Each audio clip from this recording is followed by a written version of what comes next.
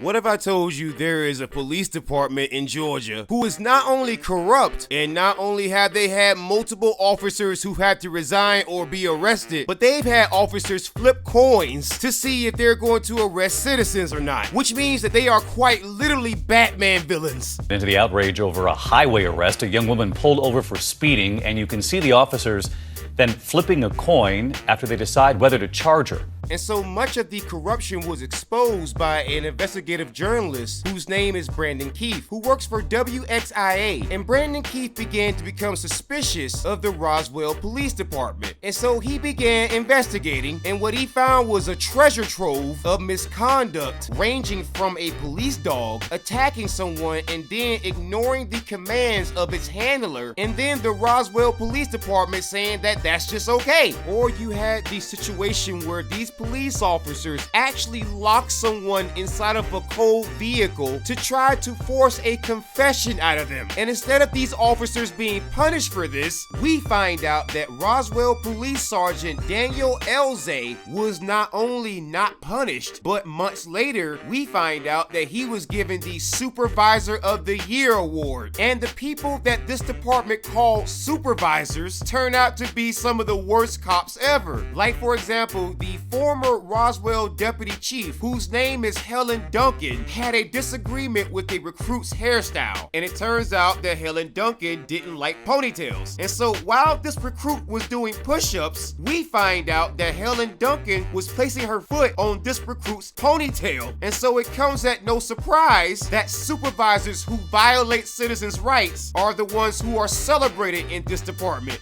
And you know it's bad when both the citizens and the cops can't trust the cops.